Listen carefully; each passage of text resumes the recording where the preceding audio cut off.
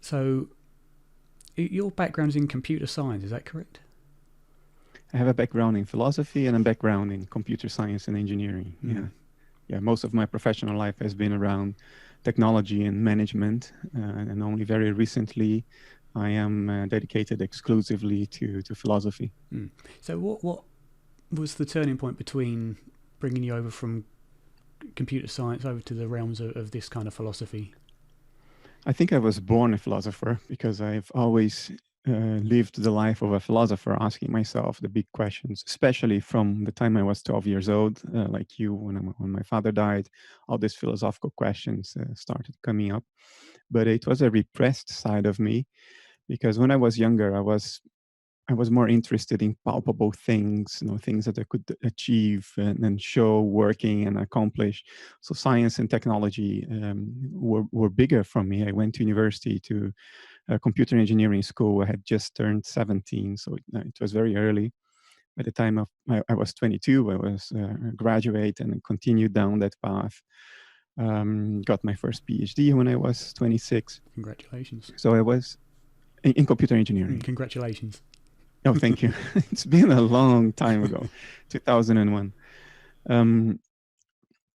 And at some point, I had already been working with artificial intelligence for a while, and that kind of work puts you very much in contact with the questions of, what is mind, what is consciousness. I'm here designing a intelligent computer that I know is intelligent because I can objectively measure that as far as the ability of that computer to solve the problems I've designed it to solve. But what reason do I have, I asked myself, to think that this artificial intelligence I have created is in any way accompanied by experience? Because all of those intelligent calculations could be happening entirely in the dark, just like I assume that my home thermostat flips between on and off states totally in the dark. There is nothing it is like to be my home thermostat. And I thought, well, there's nothing it's like to be this computer I've just designed. And I started looking for reasons to believe that at some point consciousness could emerge in an intelligent computer. I started looking for different ways of processing data that would give me some reason to think that, okay, now it's also conscious. But there was never such a reason. It doesn't matter in whatever sophisticated, complex way you manipulate data, underlying that complexity is still just data manipulation. And if you didn't have reason to think that it was conscious in the beginning, you don't have reason to think it's consciousness after you make it more complex. To think otherwise is to believe that there is some magical step that happens at some point without any reason for it. I mean, a computer is basically a collection of microscopic switches, which are to electricity, like your bathroom tap is to water. It can open and close, let electricity flow or not flow, just like your tap lets water flow or not flow. Yeah, And the it's reason essentially a binary system. It's a binary system. And the only reason we use electricity instead of taps and water is that with electricity and microswitches, we can make everything very small and economically attractive. With taps, pipes, and water, you would require something the size of a country to build a computer. But in essence, you're doing exactly the same thing and you can solve exactly the same problems. So my realization was that, it doesn't matter that I add a million new taps and pipes and extra water to the system. It's still just pipes, taps, and water. I have no reason to think that a million pipes are conscious if 10 pipes are not. And that's what led me then to the switch to philosophy, because I realized at that point in my late 20s that obviously some of my starting unexamined assumptions were wrong because they were leading me to an internal contradiction in the way I was thinking about things. And once you start digging up your assumptions, the things that you inherit from culture, from your parents, from your doctor, from your teachers, without even realizing it, once you start um, uh, uh, uh, digging into those and examining them critically, then you realize that, hey, there's so much we get wrong. And I reviewed my entire worldview, and that's when my serious philosophical trajectory, or at least my public philosophical trajectory, started. Every conversation I have always seems to come down to the same premise, and that is that everybody is basing their worldview on some kind of assumption, some kind of unproven assumption, mainly that consciousness is material. That's the main one that the majority of people in the materialistic worldview kind of take for granted, but don't realize or don't really accept that it's an assumption, which is why I became interested, because you have all these different experiences which seem to contradict that assumption and show it to be an assumption. I don't mind that there are assumptions. If you make no assumptions, or at least no inference, you end up as a solipsist. You think that all reality is your private dream and nobody else is really conscious. They're just images in your mind that you're conjuring up. And that is untenable for a number of reasons. So at some point, we have to make certain inferences. We have to make assumptions that we can't prove. Not everything can be proven. A whole lot of very important things cannot be proven. But we can make best guesses. And there are guesses that are demonstrably worse than other guesses. I cannot disprove that the flying spaghetti monster exists. But it's not a good guess. I don't need that kind of complexity to make sense of things.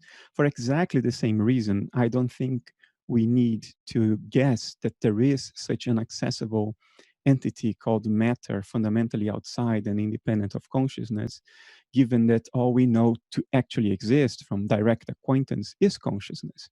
I grant that there is consciousness going on outside my individual mind, my personal self, but it's also consciousness. It's not matter fundamentally outside and independent of consciousness. I cannot disprove it, but it's not needed for the same reason that the flying spaghetti monster is not needed. You said that materialists make the assumption that there is matter. I don't think that's an assumption. I think that's a conclusion, an inference based on other things that are indeed assumptions, but are not recognized as such. For instance, we all know that we seem to inhabit the same external world, separate from ourselves. And we all know that we can't change that world by merely wishing or imagining in it to be different. And the materialist then assumes that the only way to make sense of these two things I've just said is to postulate matter outside and independent of consciousness. But it's not. You do have to postulate something outside your personal, individual consciousness, but you don't need to postulate something fundamentally distinct and independent of consciousness as an ontological class. And because this assumption goes unexamined, then they extract the conclusion that consciousness is material.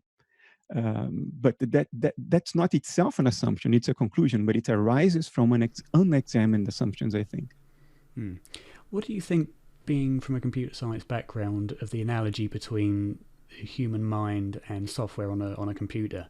Because between the brain and a computer system, you have a very similar kind of binary system. On the computer you have on-off, on the brain you have either the action potential or not so, which kind of also operates as an on-off switch. So people draw that, well, since we know that a computer, which is essentially a bunch of metal and silicon with an electric charge passed through it, I'm sure I'm very much simplifying that, but essentially, and the brain is essentially some gooey cells, neurons with an electric charge passed through it. If the computer can generate from that only software that we can interact with, then surely the brain can also... People who say this have no understanding of how computers work or what software is. There is no such a thing as software. What we call software is a handy abstraction that allows us to sort of carve out different types of work so we can build computers more efficiently. What we call software is just a certain pattern of state transitions in hardware. But those state transitions are hardware. There isn't such an entity called software that goes on top or is somehow abstracted or created by a hardware. All there is are microswitches that open or close. And that pattern of opening and closing, which is hardware, can be defined. And we can define that according to a sort of discipline of human knowledge that we've labeled software. But all you're doing is you are orchestrating the behavior of the hardware. At the end of the day, there is only hardware as an existing entity. Software is just a conceptual abstraction we make, and it's handy. It's a very handy abstraction. It allows us to train some people in software and train other people in hardware. But at the end of the day, there is only hardware. Software is just an abstraction for the patterns of state transitions in hardware. So in other words, if you use that as an analogy for what's happening to us, then you have to conclude that consciousness is just molecules in your brain. In other words, it doesn't really exist. There is only your brain going on. And of course, that conclusion is untenable because my inner life, the way I experience it from a first person perspective, doesn't look at all like networks of firing neurons. Firing neurons are what my inner life looks like from an outside perspective.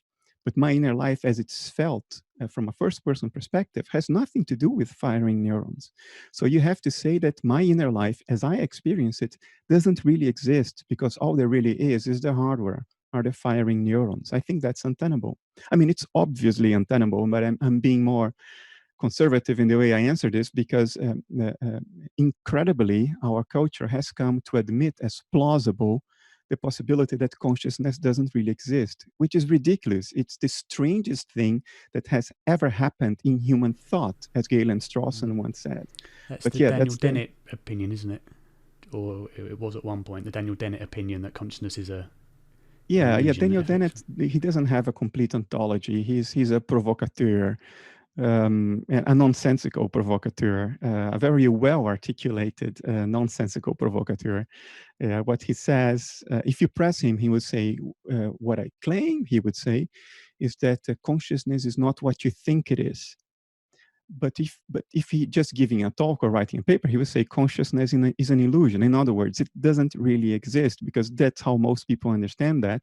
And if not the way it should be understood, if all he's saying is that consciousness exists, but it's not what you think it is, then his work is utterly irrelevant because it doesn't address the so-called hard problem of consciousness at all. So the relevance of his work rides on an outright absurdity. And if you press him on that, he will say, well, of course, that's not what I really mean. Yeah, but then his work has no relevance. You cannot have the cake and eat it too. I think Daniel Dennett is probably one of the most noxious, toxic figures in philosophy today. You mentioned the hard problem, which is essentially, it's always brought up as how, but I always say it's best to start with if. But how does physical matter give rise to this experience known as consciousness? And the way I think that you described it very well, that I was watching the interview you did with T Jump, someone who I've interviewed as well, so I keep up to date with his stuff. And you've made a very good analogy to, well, how many valves are you going to add onto a system of pipes and taps, as you mentioned here as well, before it becomes conscious? Can you ever conceive of having, hundreds of millions of billions of taps? Could you imagine them at any point displaying something you'd call consciousness? And through a commonsensical point of view, I would outright say no, because it's just taps and water. I believe T Jump said yes to that answer. I mean, I don't agree with, but essentially it's the same thing with neurons, which is just matter. So if you put all these taps in a certain orientation and have enough of them, then surely you could say that could produce consciousness. If you also say that the brain, which is matter, a lot of matter organised in a certain way, can produce consciousness. Each starts with unconscious bases, so how can that develop into consciousness? That's essentially the hard problem, isn't it? Yeah, I mean, the whole thing is an artifact of bad thinking, which unfortunately has acquired a level of plausibility in our very sick culture. Look, to say that 10 taps and a few pipes are not conscious, but then proceed and say, if I add enough taps and pipes, somehow it will become conscious, it's an appeal to magic. And this appeal to magic now has a respectable sounding name. We call it strong emergence. Strong emergence is completely incoherent. All you're trying to do is you face a contradiction in your system of thought, but you cannot admit that your whole system of thought rests on nonsense, on bullshit. So what you do is you try to bury that contradiction under unfathomable complexity, so as to deceive yourself that somewhere in that unfathomable complexity, there is a solution for the problem you need to solve if your system of thought is to hold any water. So this is a psychological self-defense mechanism, and a rather um, peculiar, ironic one, because it is so ridiculous. I don't remember quite the person you're referring to right now, but anybody who says, well, if I add enough switches, if I add enough taps, then it's plausible that consciousness suddenly pops. He's appealing to magic. There is no reason involved here. This is not a reasonable line of thought. This is not a rigorous or plausible line of thought. It's an appeal to blunt magic, which I cannot endorse. And why is it so difficult then to reconcile materialism with consciousness? It's because of the way we structured it. It's the way we define matter. Look, when science began 400-500 years ago, all scientists began from perception, the things they could see, hear, touch, smell in the world out there. And perception is mental. It has qualities: color, melody, flavor. These are qualities. These are experiential states. And then at some point, scientists realized that it's very handy to describe this mental world of perceptions with mathematical quantities and equations to relate these quantities to one another. So our theoretical apparatus started off as a way to describe the patterns and regularities of perception.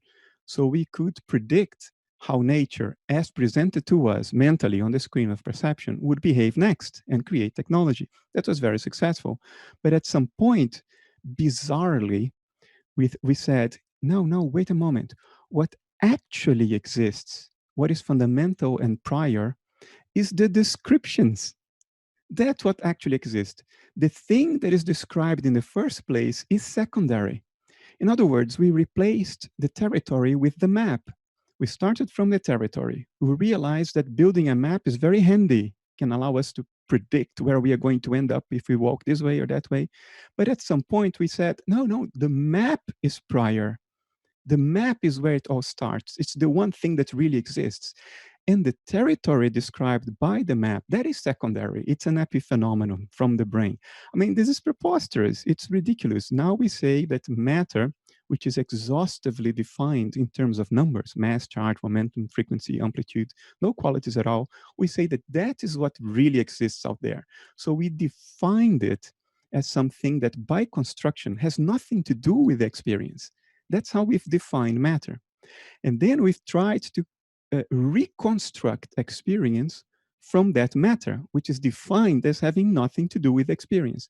Can that succeed? Of course not. By construction, this is the hard problem of consciousness. We define this thing, matter, that by construction doesn't have any relationship whatever with consciousness. And now we try to reduce consciousness to it. It will never work. It's an artifact of bad thinking. That's all there is to it.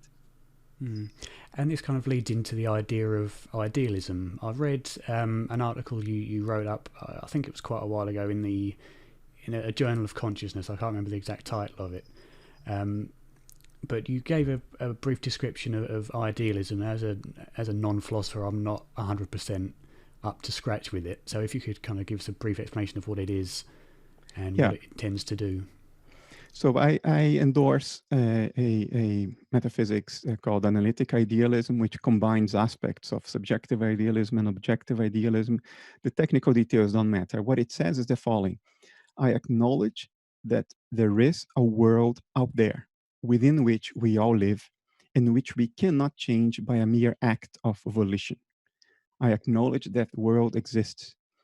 What I do not acknowledge is that that world is fundamentally independent and outside consciousness as an ontological class. In other words, what I'm saying is that the world out there exists, but it is also mental. It is constituted by experiential states, not my experiential states, not my thoughts, not my emotions. Transpersonal experiential states instead. The world is a ocean of transpersonal experiential states within which we live. And those transpersonal experiential states present themselves to us in the form we call perception. In other words, as the colors and flavors and melodies that we experience when observing the world. So, what we call physicality, physical things, is merely the way, well, not merely, it is the way these transpersonal experiential states present themselves to us, given how our experiential apparatus, our perceptual apparatus has evolved in the course of evolution. What we see on the screen of perception, which we call the physical world, is not what is really out there in and of itself. It's how that thing presents itself to us. In other words, the physical world, and this is the title of an essay I published on Scientific American a short while ago. The screen of perception is not a transparent window into the world as it is in itself. It is rather like a dashboard of dials. The screen of perception presents us relevant information about what is out there. But it isn't what is out there in the same way that dials are not what is out there. They just present relevant information about what is out there. So physicality is a dashboard of dials that convey us important things, important information about the transpersonal experiential states that are out there. So we should take these dials seriously for the same reason that you should take the speedometer in your car seriously, but we shouldn't take it literally in the sense that a needle moving in your dashboard isn't speed. It isn't your car moving in a road. It's just a way to convey relevant information about it. So idealism would say everything is ultimately mental, is ultimately in consciousness, not your consciousness or my consciousness alone, but in consciousness as an ontological class. Could you just briefly define what you mean by transpersonal experience? Transpersonal means that these are experiences that are outside every single person or every single living individual. Some people are tempted to say, well, these are disembodied experiences. They aren't disembodied in the sense that the inanimate universe is also a physical entity insofar as it presents itself to us on the screen of perception. So what I'm saying is that what is out there is experiential in nature, but it's not part of your mind or my cat's mind. It is really out there. My current idea on how kind of we are is I subscribe to the idea currently, not that it can't change, as many people believe, that our brains are of course central to the experience, but instead of on a causal level, it kind of works as a filter or a receiver or a manipulator of a consciousness that we don't know, and that it seems kind of in line of with what you're saying is in experience, pure experience as or the reality as it is comes through our brain, which is then shown to us in a way that the brain has translated it to us, but it's not as it is literally, as you say. I think the filter theory or the reduction valve theory, as Aldous Huxley put it originally, and I think the idea comes from C.D. Broad, actually, in the late 19th century. I don't remember. I think it is a useful metaphor if you're coming from a materialist or a dualist background and you're used to thinking in certain ways, then that metaphor helps you take a step forward to look at the brain as a kind of reduction valve or filter of transpersonal consciousness. It's a useful metaphor, but I don't think it is ultimately true, because it's a dualist metaphor. You see the brain as the valve and consciousness as something else, as that which is then reduced or filtered by the brain. Like a coffee filter filters coffee, but the coffee filter is not made of coffee. No. In other words, you need the filter, you need the coffee, you need mind, and you need the brain. So and dualism is essentially saying there's matter and then there's consciousness. Yes, and I don't think that's what's going on. I don't think dualism, I cannot disprove dualism for the same reason that I can't disprove the flying spaghetti monster, but I don't think it's necessary. I think it's a useful metaphor, but ultimately, if I am asked to talk more rigorously and more literally about what I think is going on, I would say this.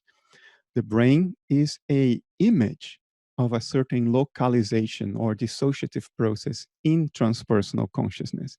It is what that process in transpersonal consciousness looks like from a perspective. And that's why the brain states correlate so well with inner experience, because brain states are what those inner experiences look like from an outside perspective. Every phenomenon in nature has an image, otherwise we wouldn't be able to observe it. It has an extrinsic appearance. It has an inner nature and an extrinsic appearance. For instance, atmospheric electric discharge has a certain inner nature that we can describe according to Maxwell's equations, but it also has an appearance. When we look at it from the outside, atmospheric electric discharge looks like lightning. Combustion has an intrinsic nature. It's the certain ionization processes that lead to the formation of plasma. That's from the inside. From the outside, it looks like flames. Every process in nature has an image. A whirlpool in water is a natural process, a certain pattern of movement of water. But from the outside, it looks like an image, a whirlpool. So a dissociative process in transpersonal consciousness that leads to the appearance of separate individual awareness, a separate individual mind, that localization or dissociative process should also have an image, just like the whirlpool.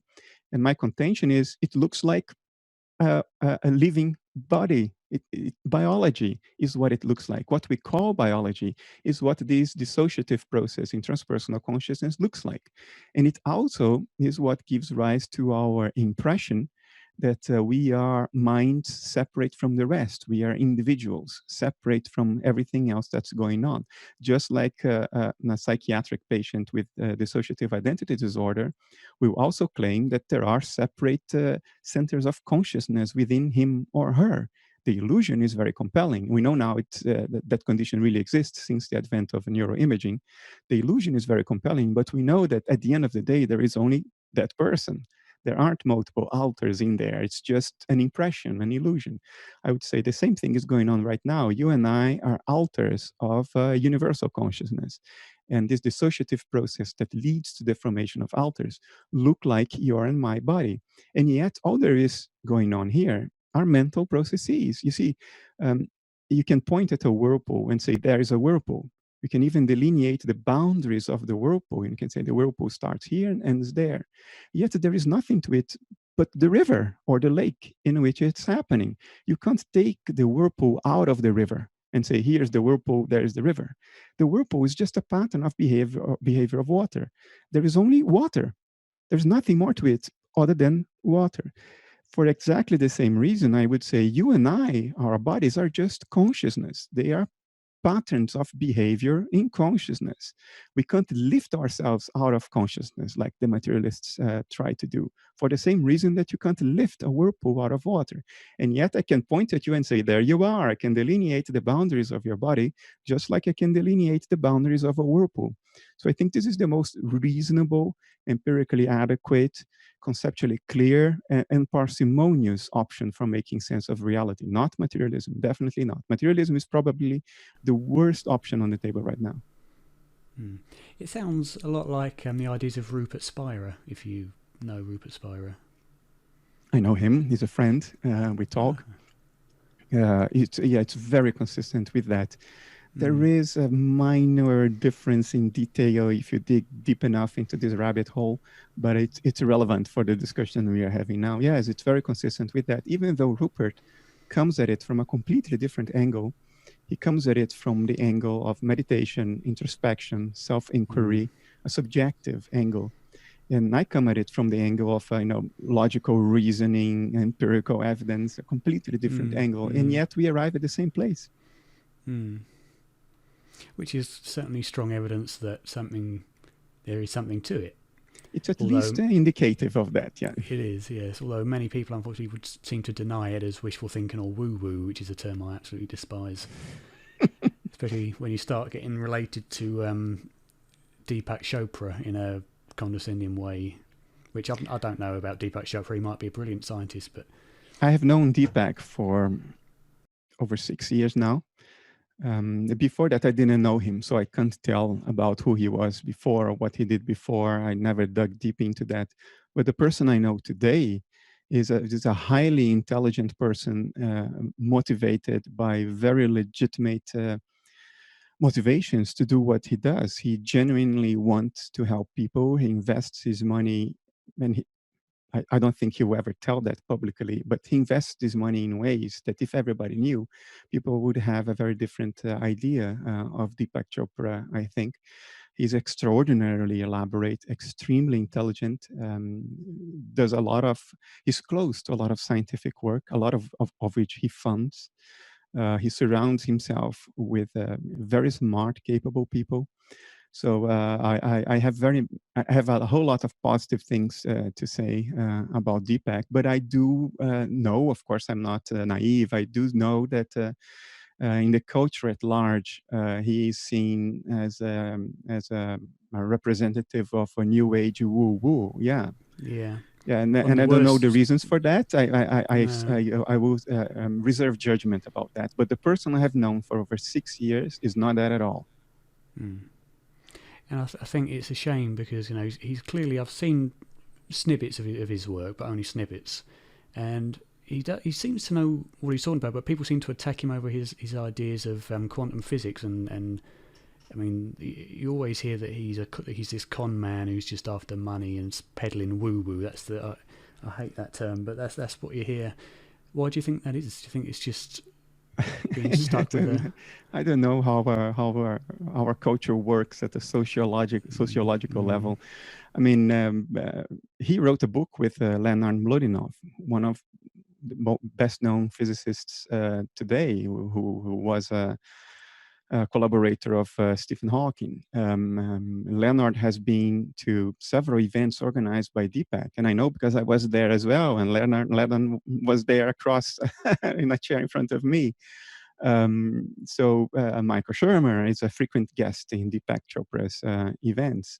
So yeah, those people who are usually referred to as the ones who put Deepak down, they seem to have enough respect for Deepak to constantly interact with him and to do work with him, to talk to him, to write books with him. So yeah, I don't know. I don't know where this comes from. Maybe from the past, and maybe there are legitimate reasons for this from the past, which I haven't dug into and have no interest in digging into right now. Not because it's uninteresting, but because I have other things to do than to revise history. I'm happy enough that the person I know today is who I think he is, and he is a tremendously positive force in the world today in almost every respect. I have never heard him tell me anything that is nonsensical, much to the contrary. So I'm quite positive about him. Yeah. I think it's more a side effect of being batting heads with the likes of Richard Dawkins and all the loud people in opposition and their followers, you know. One thing that people say a lot about him is the accusation that he speaks in terms of word salad.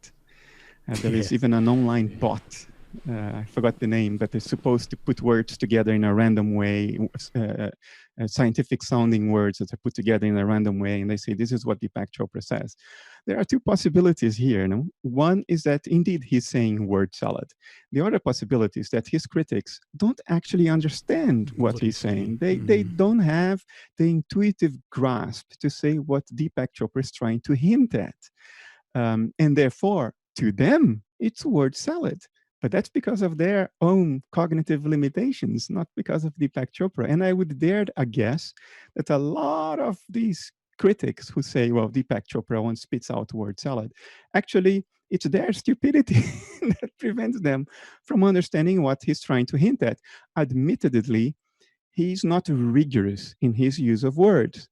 That's not his territory. He's not interested in being rigorous. He's trying to reach the normal person on the street. He's trying to appeal to the normal person's intuitions in a colloquial way. He's not articulating his words as if he were writing an analytic philosophy paper for a technical journal. So yes, his words are not rigorous, but you have to grant him the flexibility that you grant to every other person in colloquial conversation. You have to see past the specific words and try to grasp what he means. Because at the end of the day, that's what he meant. That's what matters. What is he trying to say? But his critics stop at the words because their agenda is to criticize him. So they stop at the words, and the words are not rigorously put together. They are appealing to intuition, not to unambiguous denotations. And these people say, well, there is no unambiguous denotation here, so it's word salad. Yeah, that's too bad. They are missing out. Lack of understanding on their part, yeah. I never thought we'd get in on talking about Deepak Chopra, I must say. But never mind. Let's go on to the idea of death, because that's my main area of interest, and kind of what your opinion is on what our experience, if there is such experience, will happen after death. And I'd like to, your opinion on phenomena like near-death experiences and terminal lucidity and these very other experiences that go along with it, after-death communications and the psi and all that sort of thing, how that kind of works into your idea of idealism. I think we are dissociative processes in a transpersonal consciousness, which is the ground level of reality. It's what there is. And as such, things happen within it, including birth and death. These are processes that happen within consciousness.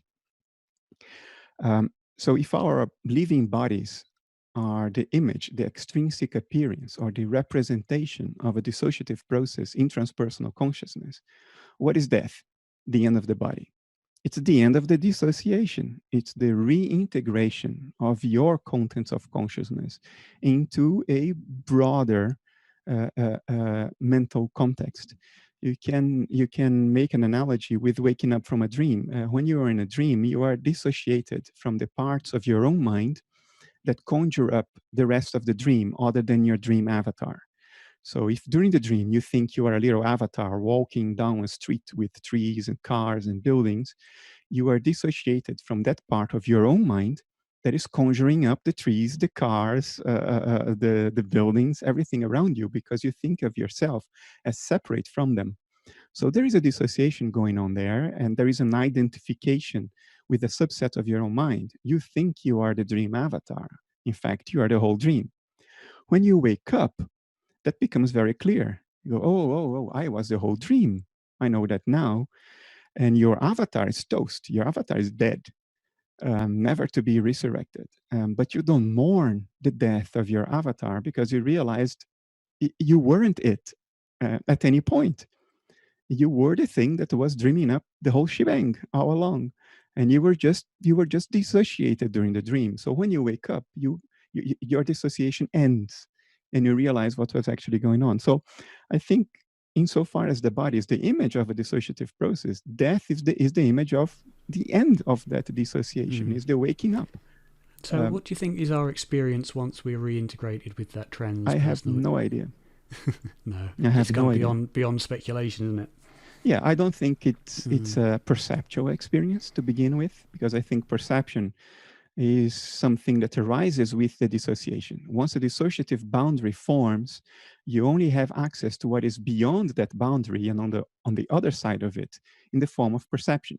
So I cannot experience your thoughts and emotions directly right now, but I can see you, which is what your thoughts and emotions impinge on my dissociative boundary. It's the representation of your inner life across a dissociative boundary.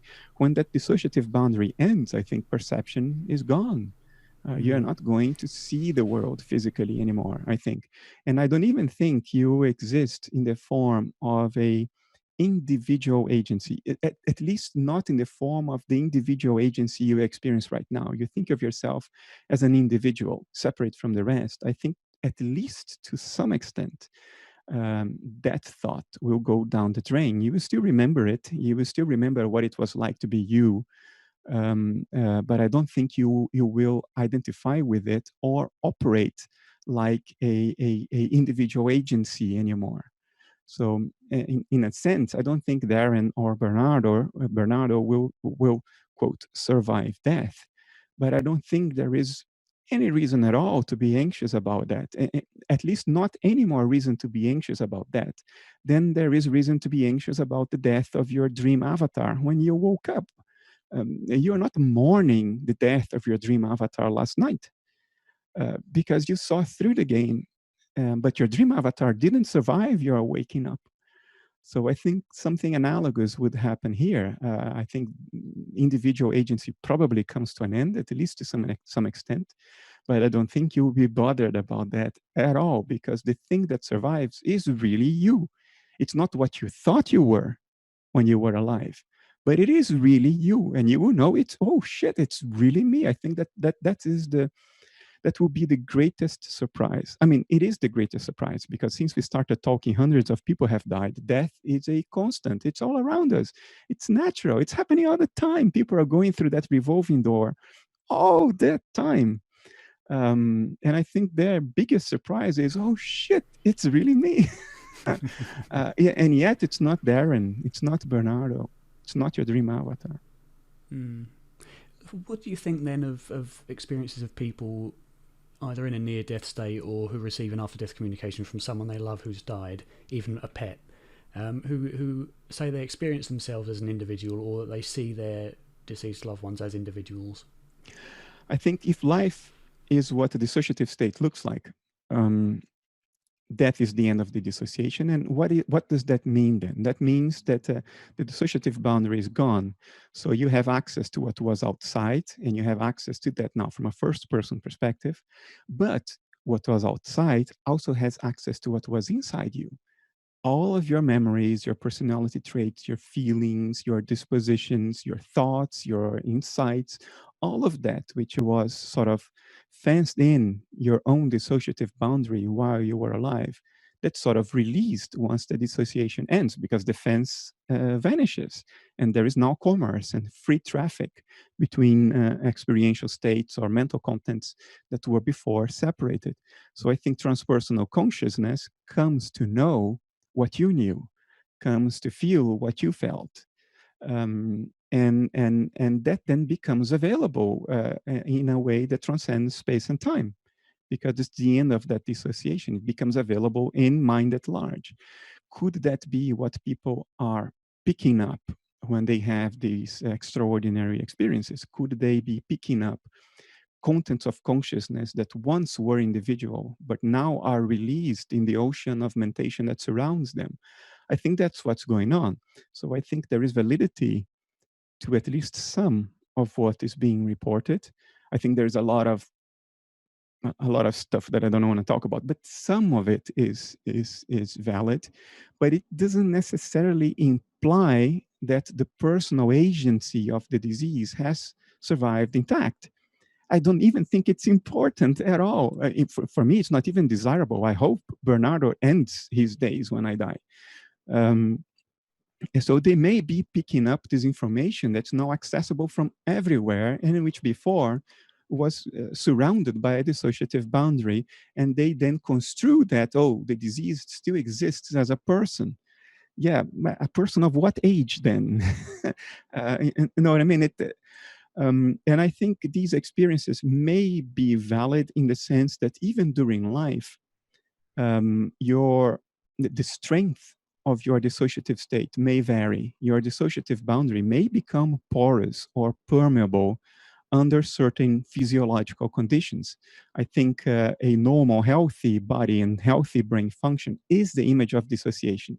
So if your physiology is under stress because you ingest the poison, or you have undergone strenuous physical exertion, like people are subjected to in certain rituals, or you hyperventilated, which constricts blood vessels in the brain and makes you pass out, but you're not unconscious while you're passing out. We know that now.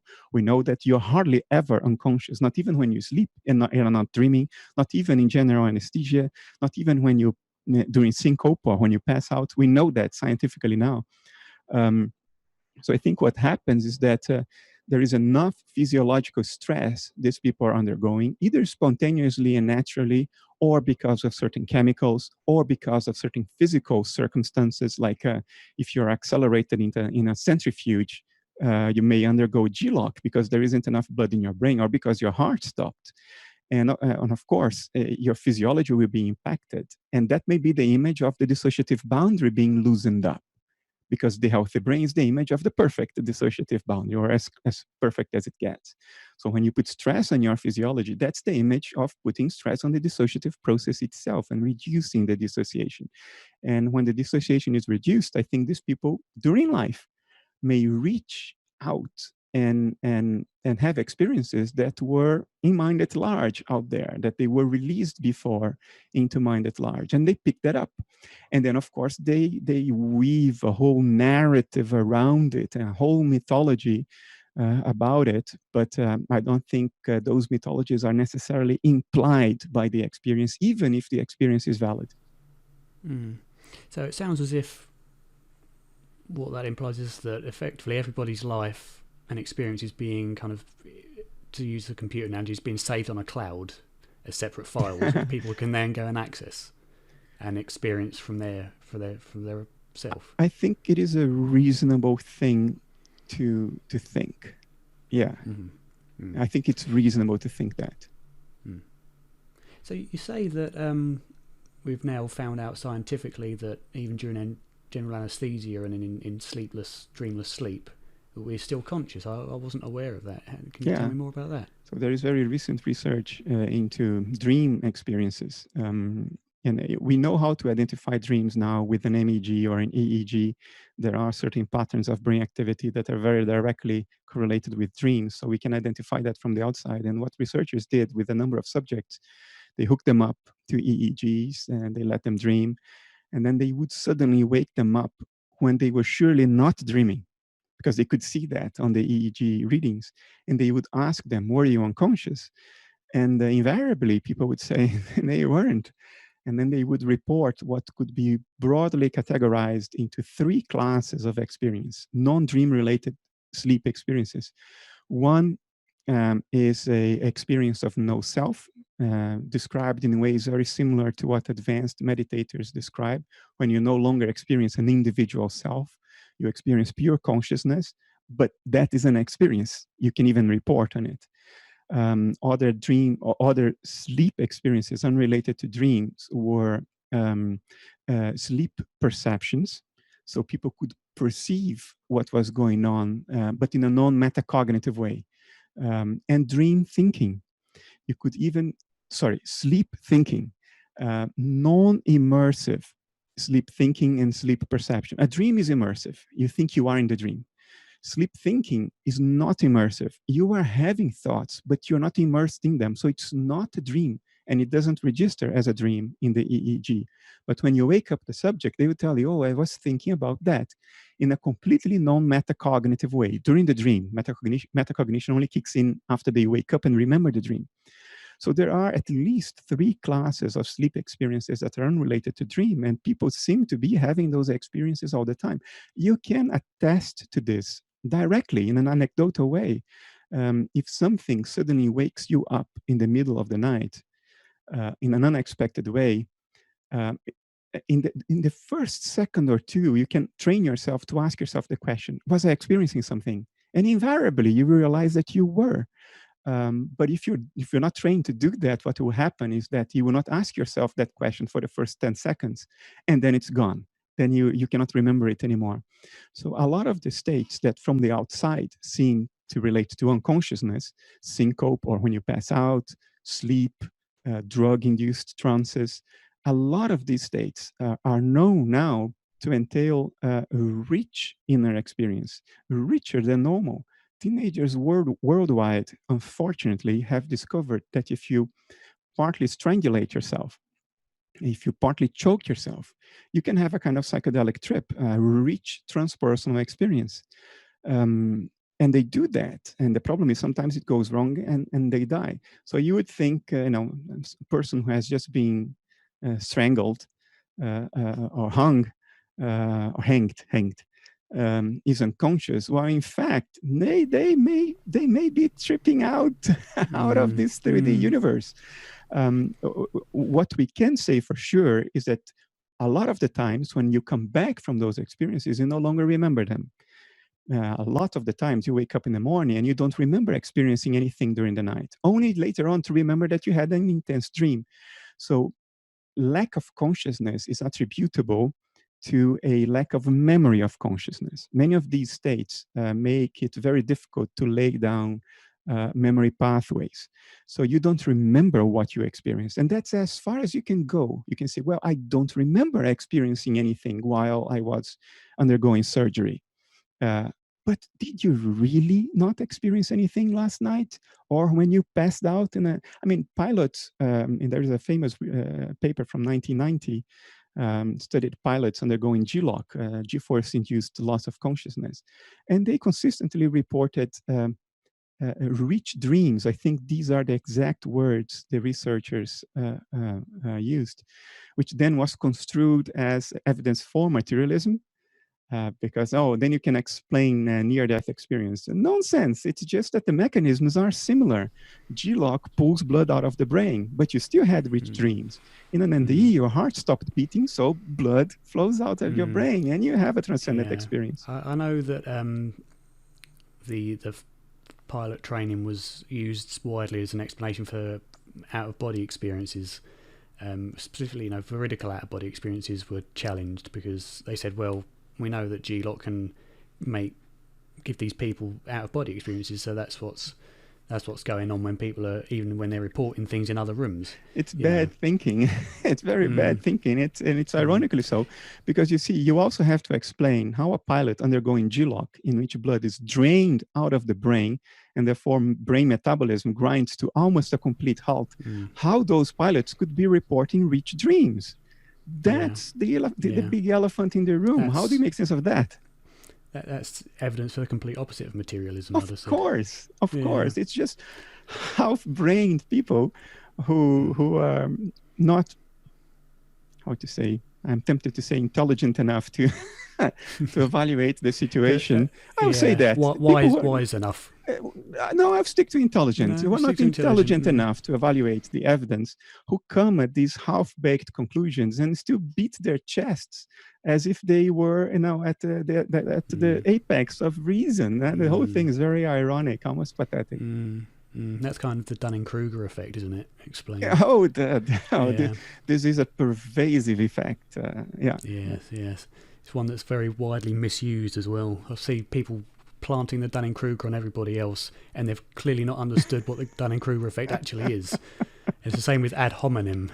Someone's insulting someone, that's not ad hominem, that's an insult. There's a difference between an insult and a logical fallacy, and people just don't seem to understand it, especially online. But I'm curious, in these studies on dreams in seemingly unconscious sleep, how were they able to rectify that the experiences when they woke them up and they said, yes, I was experiencing, how were they able to rectify that these were taking place during the period of unconsciousness, as opposed to these were memories just before a period of unconsciousness, or just after? You mean during the period of non-dreaming? Dreams are identifiable in the EEG, so you don't have to wake people up to know that they are dreaming, because it's over obvious in an EEG. What to know, even the frequency bands in which your brain will be operating. That is empirically nailed down to an exquisite precision. So did they effectively? So they had the EEG, and this was a dreaming state, and after that was flat, or it signified unconsciousness, and then they said, I had an experience after the dream.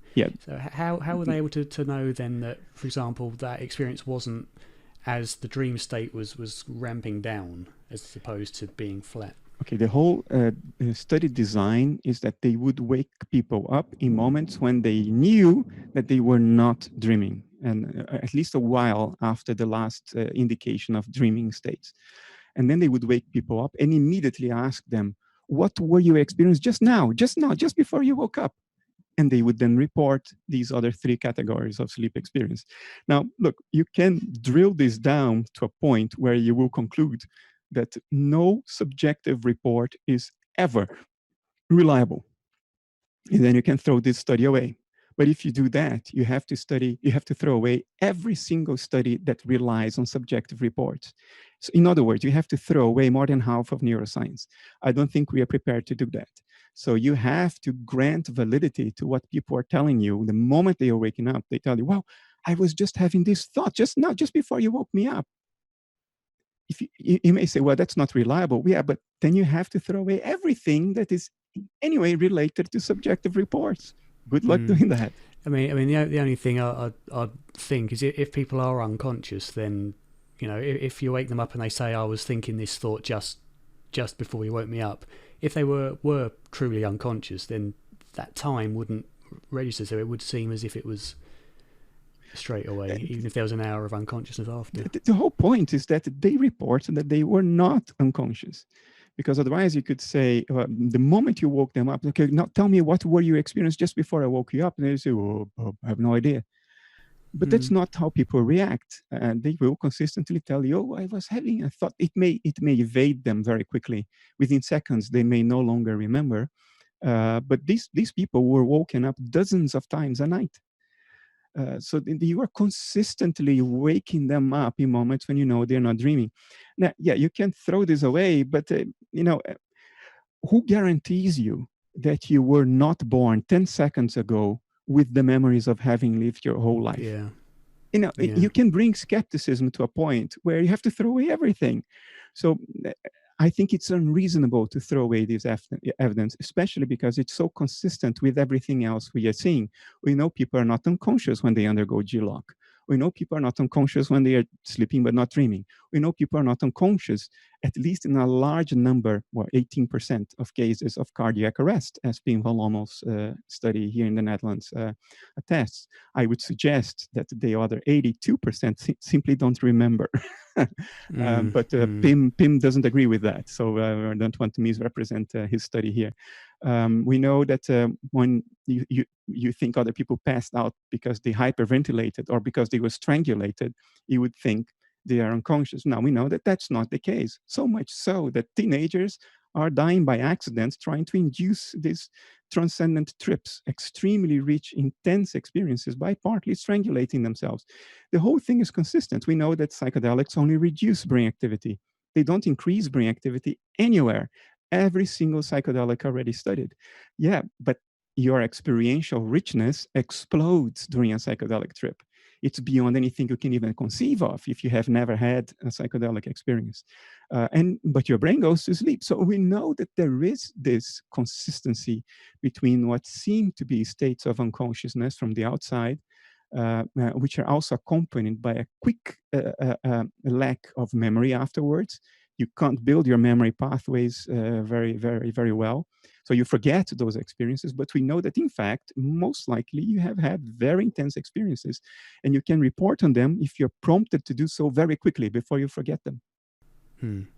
Memory is another question because I interviewed Dr. Gerald Verley recently, who's an anesthesiologist, and he brought up a question with the dualistic point of view, and that was that if there was, say, a separate consciousness, which many people think, then surely we know that memories are structured, or that there are structures of memory in the brain, we can see them forming. So, and if you damage them, is that not the case? No, that's not the case. You can see the pathways forming. You cannot see where the memories are actually stored. Although if we cut one of those pathways or several of those pathways, we can effectively delete a memory. Yeah.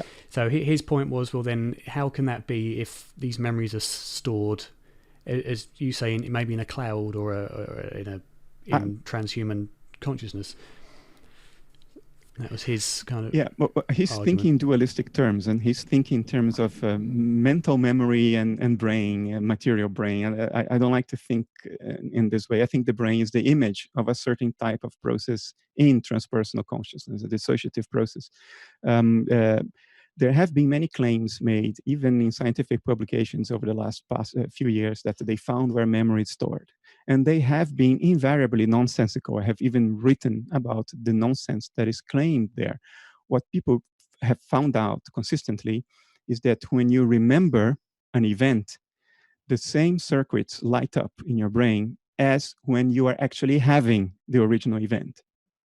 But this is not memory. Memory is where is the information stored such that your brain can replay the same patterns of activity in the absence of the original experience. And that question has never been answered. Memory seems to be nowhere. There are studies that are classical studies in which they cut off the brains of rats down to 90% being cut away, and rats still remember how to do certain things. Planaria, tiny little water animals that have a head and a tail. You can cut off the head of the planaria, where all the few hundred neurons they have are located. You can cut off the head of the planarias, and they will still, and they can form new heads. That's the unique thing about planarias. They can form new heads after you cut off the original one. And they still remember what the previous head seemed to remember. So these are scientific studies that throw doubt into the idea that in that image we call the brain, all information related to memory is present. Because if the brain is just an image of a dissociative process in consciousness, the next question is that image complete? In other words, does it have in itself all relevant information about the process it is an image of? And I would say, well, there is no reason to think that is complete. If I look at you right now, I have an image of your inner life, but it's not complete in the sense that there are many things you're thinking and feeling and remembering that are not apparent in the image I have access to. So I don't think the brain is necessarily a complete image. So it's not surprising to me that we cannot pin down in the brain where memory information is actually stored. We know that certain circuits play an important role in accessing that information. But access is one thing. The place of storage is a completely different thing. Yes, if you cut your hypothalamus, you have no access to memory. But we should not that doesn't mean you're taking the memory out. Exactly. If I cut the cable of my hard disk drive, my computer will not remember. But the information is still there. And is that information such that it has a physical correlate on the screen of perception that we can access either directly or via instrumentation? I don't know. It may be the case, but it may not be the case, because I don't think images of processes are necessarily complete, that they necessarily contain everything that is relevant to know about the processes they are an image of. So I wouldn't be surprised if we simply cannot find where memory is actually stored in the brain, because the brain may not be a complete image. Yeah, and therefore we wouldn't have access to the complete image either. You would not have a measurable correlate for that information. Would it still be there? Of course it would still be there. If we can remember, it means the information is there somewhere. And I'm not a dualist, so I don't make a distinction between mind and the physical world. I think the physical world is a partial image of mental processes. But I do think it may be an argument against materialism, because for materialism, the brain is not simply a partial image of the mind. It is that which generates the mind. So if you can't find the mental information in the brain, then you defeat materialism, because the cause has to be complete. It has to account for everything. The image doesn't need to account for everything. It's just an image, but the cause has to account for everything. So even these studies about memory, not only the studies about psychedelics and many other areas of neuroscience, but even studies about memory are uncomfortable from a materialist perspective, because finding out what the pathways are is one thing. Finding out where is the information stored is a completely different thing. And neuroscience today is all over the place regarding hypothesis for where memory resides. It goes from microscopic tubules in neurons to Stuart Hameroff, yeah. That's one idea. To interneural communication. It's all over the place. In other words, we don't have the faintest idea where memory information is, although we do know what circuits play an important role in the pathways to accessing that information. What do you think of the argument of evolutionary biology in the brain for consciousness? Because as we find a more developed brain in the animal kingdom, we seem to have more intelligence, I suppose, or more self-awareness. So why do you think that is, that this transhuman consciousness would project itself in these lower forms? I am a naturalist, and I think evolution by natural selection is nearly a fact. I think there is doubt about whether the mutations are really random. I don't think there is any data to decide either way, but that species evolve from other species by the accrual of genetic mutations, I think that's pretty much been proven now, isn't it? As near to damn it as you can be. I mean, nothing's ultimately proven in science, but I think we are we don't have any reason not to believe that that has happened. I mean, there is a wealth of extremely compelling evidence from many different areas of evidence as well, from the simulation of genetic algorithms that simulate evolution to compelling experiments with bacterial colonies that obviously evolve to the fossil record that shows that certain animals like whales still have the reminiscences of bone structures that were their paws and legs in the past. I mean, it's just overwhelming. So look, I think life is what a dissociative process in transpersonal consciousness looks like. But once life is there, of course, there will be an evolutionary advantage to those types of dissociative processes that live longer and reproduce best. So the whole thing applies. The whole of the rationale and the theoretical apparatus behind evolution by natural selection still applies. We have become in the course of the eons more complex dissociated alters.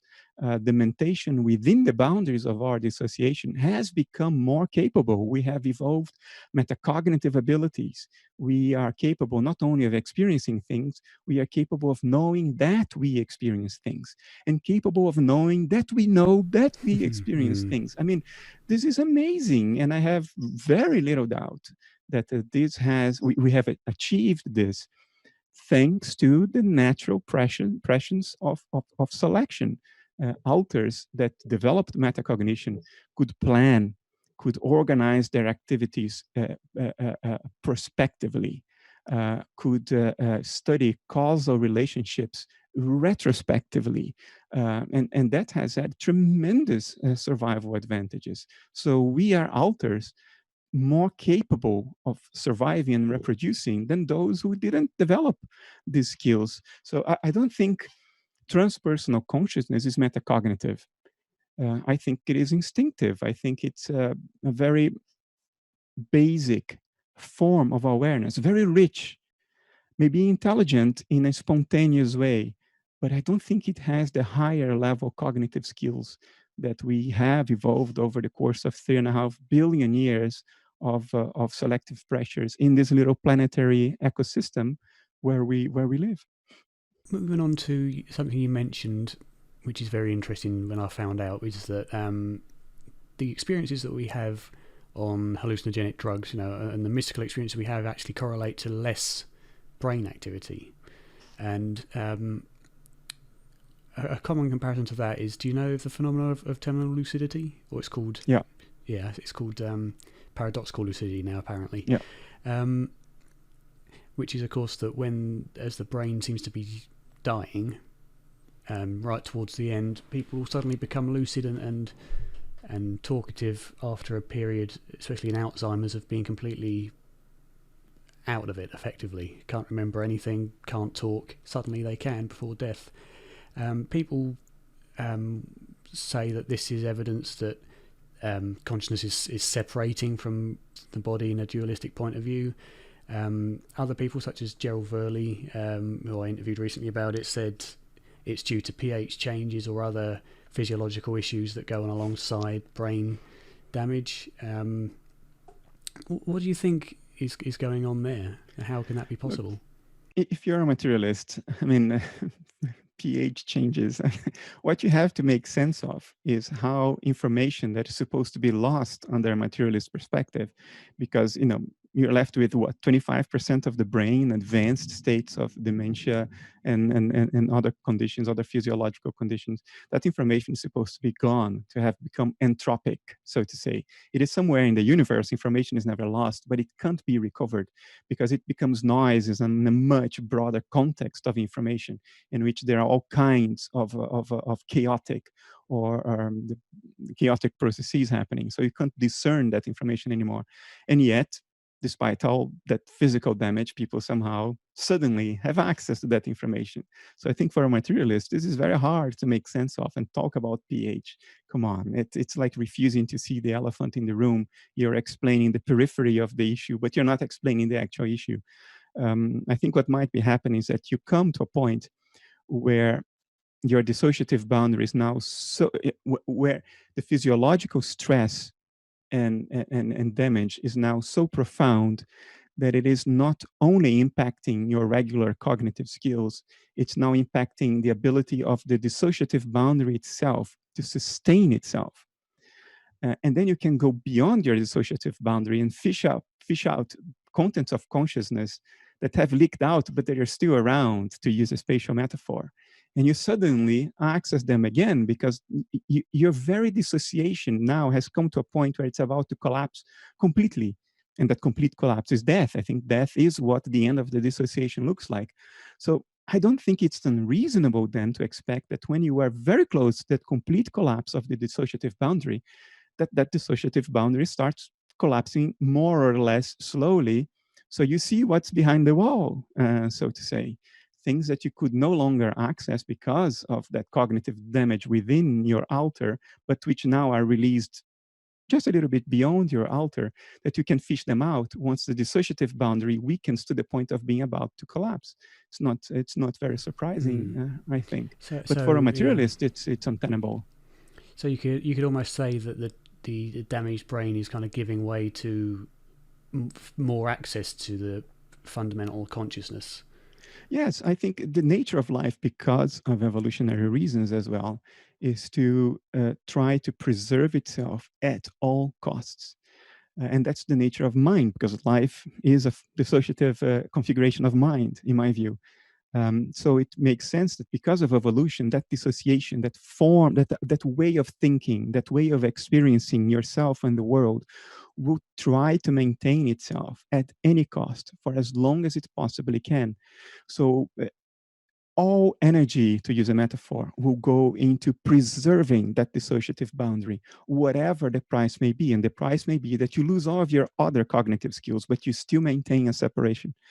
But at some point that we reach an edge of what can still be sustained, that even your ability to maintain that boundary will go. Not only your ability to remember and interact with the world in a cognitively healthy way, that will all be gone, but it will still try to maintain your dissociation. But at some point, even that will go. And then you are terminally lucid just before you check out. Yeah, I guess so. So for those like me who are mortally afraid of death, of the idea of, as most people are, the idea that you stop existing forever, and forever is a hell of a long time. What do you think our experience of death is anything to be afraid of? Why are you afraid of death? Because it's because you suspect it might be a final end to you? Yeah, I was always brought up with the idea that death is it. I mean, my dad's Catholic, my mum isn't really anything like me. Or my dad doesn't really believe, but he was brought up Catholic with the idea of heaven and hell and that there's a God and that kind of thing. Whether he believes it or not, I don't know. So I was always brought up in an agnostic way. I was always interested in science at school, and I came to the conclusion that, brain creates it. Once you're dead forever. And the idea of that, I hate the idea of going under anaesthesia. I fainted once in a science lesson, and that terrified me. Any sort of experience of being seemingly unconscious and out of control and being in that state apparently forever with no end for the rest of time, first of all, was unfathomable and second of all, is terrifying to me. So you're terrified of the idea of annihilation. Yeah. Total annihilation. Yeah. Because, if you are annihilated, for you, there will be no time. You're gone. There will be nobody there to experience the eternity of death. But it's that thought. I can't get that thought. I can't imagine it. Yeah, you can't imagine it because it's not true. Deep inside, you know that your consciousness doesn't really end, because otherwise, there was a period in my life in which I was a materialist by osmosis. I never really thought it through, but I was at university as I was a teenager when I entered university. And I would still be a teenager for 3 years after I entered university. So you breathe that environment in which materialism is assumed as, it's just what is. Nobody gives it a thought. It's just what you're given. And death didn't scare me because I understood what death under materialism was. It's the end of all of your fears. It's the end of all of your suffering. It's an extremely comforting idea. You have to put it in historical perspective.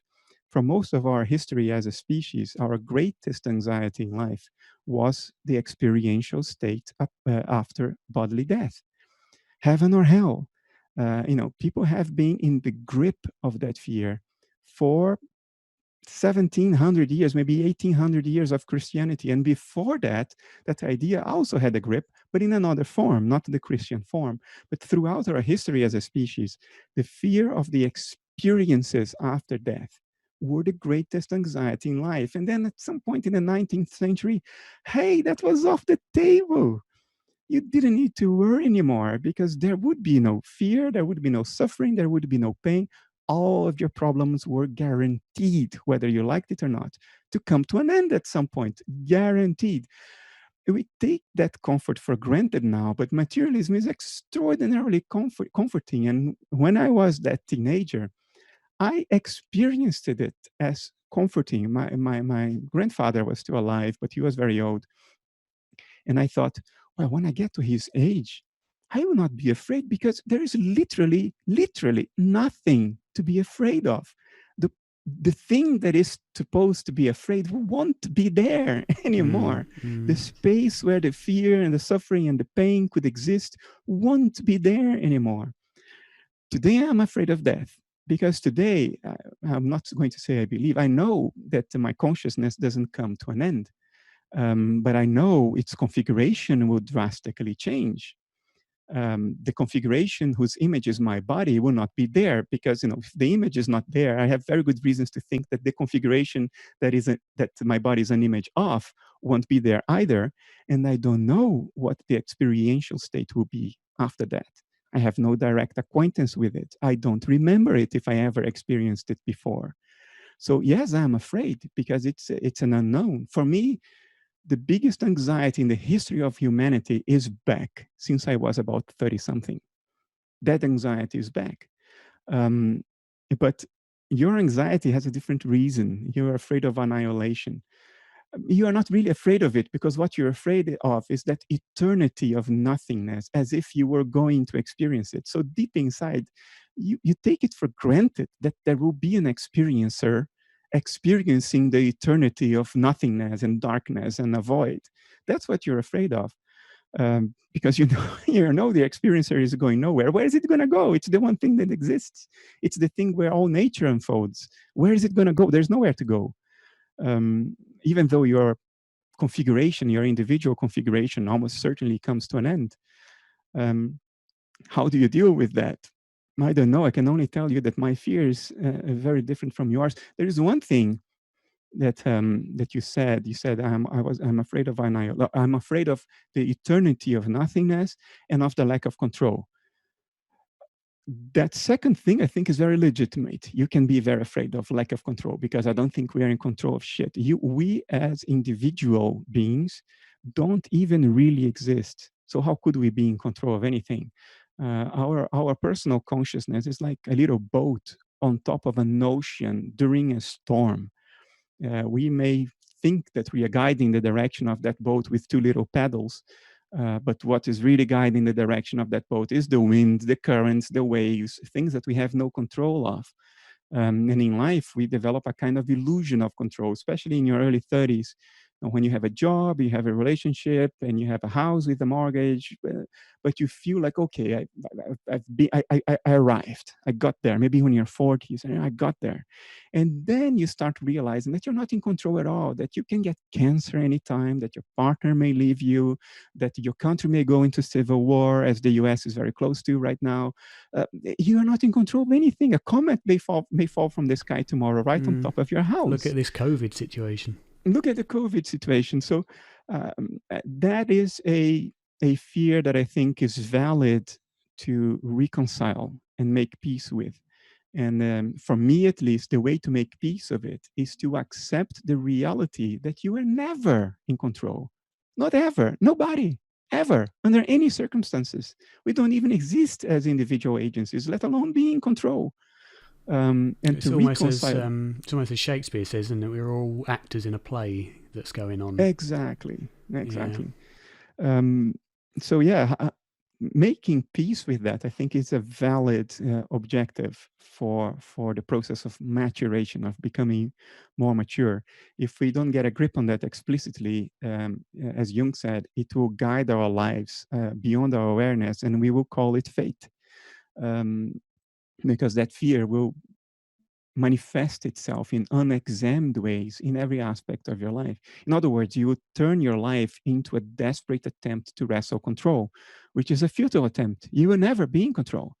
And many old people, look at the president of the US, their whole lives is a desperate search for power, control, for being in control. And that's against nature. And for as long as you can sustain the illusion, you may think you are okay, but you may not. Your body may be telling you that you're not okay at all, because the deeper layers of your mind know that that's nonsense. You can never reach that point. So I think it's valid to try to become metacognitively aware of what our greatest anxieties and goals are, and see past them, see through them, see for the illusion that they may represent, and instead trying to make peace with the fact that, to start, we don't even exist, and that that thing that doesn't exist isn't even in control. And if you can make peace with that and rest in what you really are, which is what people like Rupert Spira try to help others achieve, then you may find peace. I think peace is possible. It is feasible. And by its very nature, if you arrive somehow at that state of peace, which is never complete, but can be deep enough to alleviate your suffering enormously, by construction, that state will also alleviate your death anxiety, because the thing you are afraid will die isn't even there.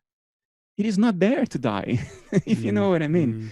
For something to die, it has to exist to begin with and not be just an illusion. Just like your dream avatar.